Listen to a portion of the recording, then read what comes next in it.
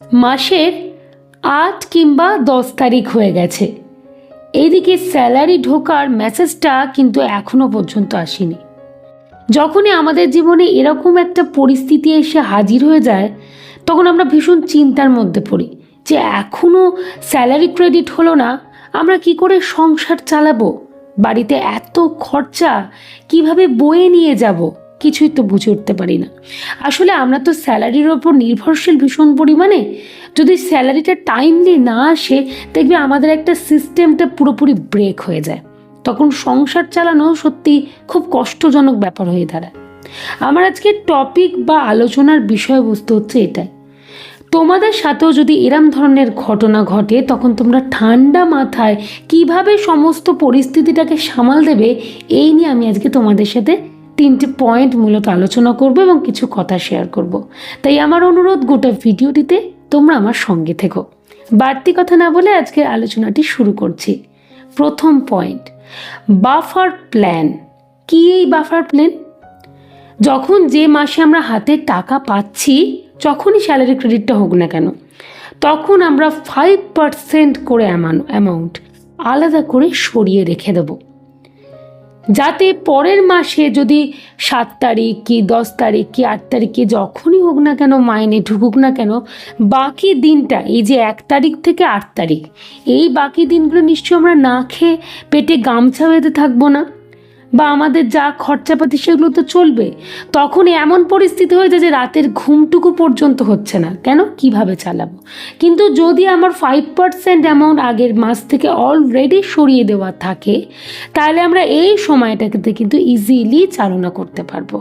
কোনো চিন্তা ভাবনা, অতিরিক্ত একটা কষ্ট কিছুই কিন্তু হবে না।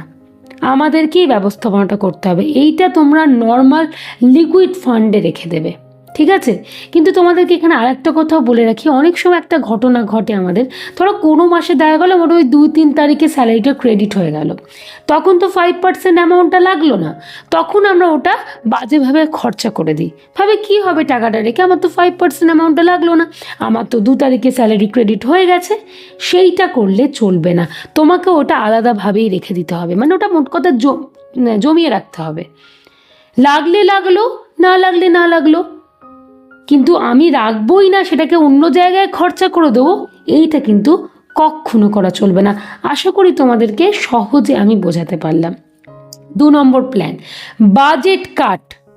ওই যে 1 থেকে 10 দিন স্যালারিটা ঢোকার না অবধি আমাদেরকে কিন্তু বাজেট কাট করতে হবে। দেখো, তোমাদেরকে একটা জিনিস বুঝতে হবে, সব কিছুকে আমাদের জীবনে প্রায়োরিটি লিস্টে রাখা উচিত, বা সব কিছুকে আমাদের জীবনে ভীষণ পরিমাণে প্রয়োজন, এমনটা কিন্তু নয়। অনেক কিছু জিনিসই আমাদের লাইফে অপ্রয়োজন, আমরা সেগুলোকেও বাড়িতে নিয়ে আসি বা সেইগুলোর জন্য টাকাটাকে নষ্ট করি। কোনটা আমাদের দরকার, লাগবেই, নিডেড, সেটাকে বুঝতে হবে। এই জন্যই বলছি তোমাদেরকে বাজেট কাট। ওই যাতে প্রথম 10 দিন হোক কি প্রথম 8 দিন হোক কি প্রথম 7 দিন হোক, তোমাকে একটু বুঝে বুঝে চলতে হবে, বাজেট কাট করে। আমরা খাওয়া দাওয়া করব, সব কিছুই করবো, কিন্তু বাজে উল্টো পাল্টা খরচা করব না। অনেক সময় আমরা বাজেভাবে খরচা করে ফেলি, তো সেই সময়তে বুঝে বুঝে চলতে হবে। মানে ধরো কোনো ব্যক্তি রেগুলারলি হয়তো মাংস খাচ্ছে, সেটাকে বাদ দিতে হবে। বা কোনো ব্যক্তি হয়তো সপ্তাহে 7 দিনের মধ্যে মাংস আর মাছের উপরই ডিপেন্ডেন্ট, না, সেটা করা যাবে না। সেই সপ্তাহতে একটু আমরা পনির খেলাম, ডিম খেলাম, নর্মাল ডাল খেলাম, এইভাবে চালিয়ে দেবো, যাতে খাওয়া দাওয়াটাও ঠিক মতো হচ্ছে, শরীরে পুষ্টিও হচ্ছে, আবার কিন্তু অতিরিক্ত টাকা খরচ হচ্ছে না, যে কারণে কপালে চিন্তার ভাঁজটা তৈরি হচ্ছে না। বা ওই যে প্রথম পয়েন্টটা বললাম, ওই 5% অ্যামাউন্টে তুমি সুন্দর করে সব কিছু ব্যবস্থাপনা করে দিতে পারছো। কেন পারছো? তুমি বাজেট কাট করতে পেরেছো। আশা করি সহজে তোমাদেরকে বোঝাতে পারলাম।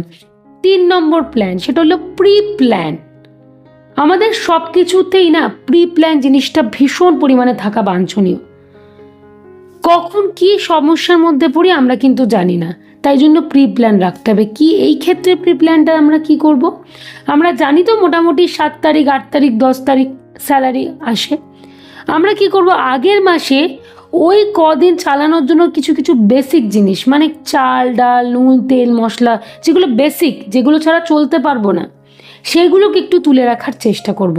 যেগুলো মেন একটু দামি জিনিস সেগুলো নয়, কিন্তু যেগুলো একেবারে বেসিক, একটা সাধারণ রান্নাবান্না করতে গেলে যে বেসিক জিনিসগুলো লাগে সেইগুলোকে আগে থাকতে আমরা কি করে রাখবো, তুলে রেখে দেব, যাতে ওই 7-8 দিন কষ্টসৃষ্ট করে সুন্দরভাবে যাতে চালিয়ে নিতে পারি।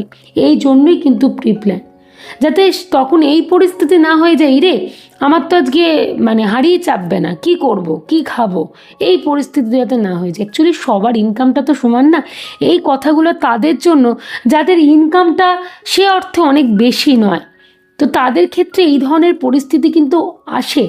তাই এই জন্যই বলছে, আগে থেকে যদি সব কিছুকে সুন্দর করে একটা প্ল্যান করে নিয়ে একটা ভাবনা চিন্তার মধ্যে নিয়ে আসতে পারি, তাহলে বিশ্বাস করে রাতের ঘুম উড়ে যাওয়া এইটা কিন্তু হয় না। যে প্রত্যেকটা সময় একটা টেনশন, কি হবে, আজকে তো 4 তারিখ হয়ে গেল, এখনও স্যালারি ক্রেডিট হলো না, আজকে তো 8 তারিখ হয়ে গেল, কি করব, কিভাবে চালাবো, এই পরিস্থিতি কিন্তু তৈরি হবে না। আশা করি তোমাদের সহজ 3টি প্ল্যানের দ্বারা আমি বোঝাতে পারলাম। এর পরবর্তীতে কোনো অসুবিধা হলে তো আমি আছি, তোমরা অবশ্যই আমাকে কমেন্ট করে জানিও। অ্যাকচুয়ালি তোমাদের থেকেই কেউ একজন বলেছিলে যে এই পরিস্থিতির শিকার হলে আমরা কি করব।